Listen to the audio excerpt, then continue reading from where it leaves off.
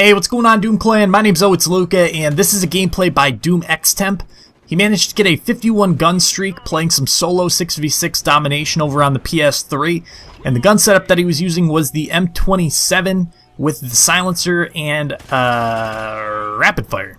That's what the other one was. Silencer and rapid fire on the M27 as his gun setup. So if you guys do enjoy the gun streak that he got here, feel free to go check out his channel and sub to him.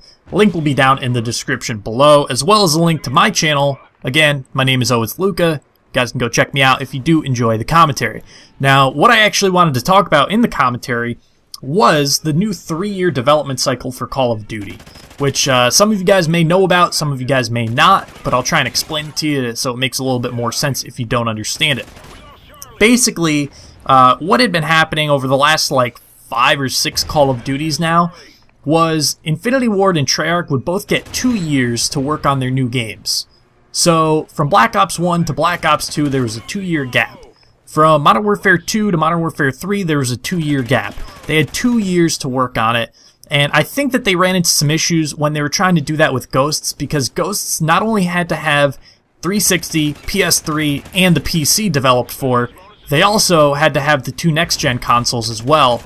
And I think they ran into some time constraints, which is why we got that esports patch a couple months into the actual release of the game instead of at release. And that makes sense. They're only one studio. It's going to be hard to develop for 5 different platforms with just one studio that's used to only developing for 3, especially when 2 of them are brand new.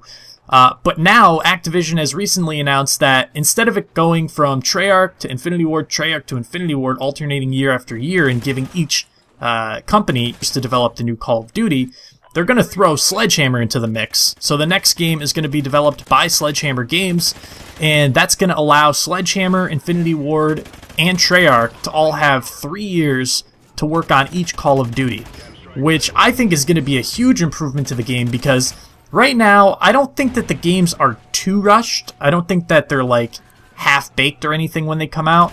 But there are a lot of issues with the games that could be solved by having a longer beta testing internally, because they don't really do the public beta tests, but they could have a longer closed beta internally to find some of the glitches and the hacks and, you know, the exploits and things like that that are within the games that they ship. You know, like I said, this time around, they didn't have time to add in that esports patch, which definitely would have made a huge difference in the tournaments in the first couple of months of the game. Obviously, esports has a huge following, so they have a lot of different markets that they need to cater to. Who knows, maybe the reason why they got rid of theater mode was because they didn't have time to develop it into the game.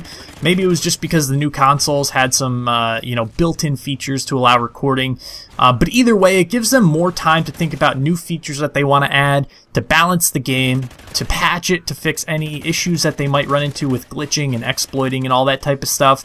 And I think overall it's just going to be a really beneficial change to Call of Duty, and I'm hoping that allows them to come up with some more original ideas for games, because right now I think the major downside to the Call of Duty series is that because they're under such time constraints to get the game out in 2 years, 2 years, 2 years, or, you know, realistically it's every single year they have a game coming out, I don't think they have a lot of time to really try and go back to the drawing board and figure out what they can do to make the game a more fresh experience.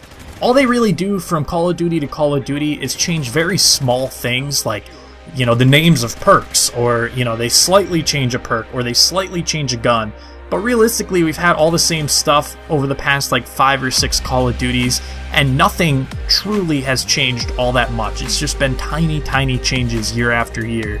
And I think that's what the series really needs, is some big overhauls, and I think that a 3-year development cycle can definitely bring that to the series. So if you guys agree with me, leave a comment, let me know what your thoughts are, or even if you disagree with me, leave a comment, let me know what you think. If you guys did enjoy this gameplay, check out Xtemp, and I will talk to you guys later. See ya.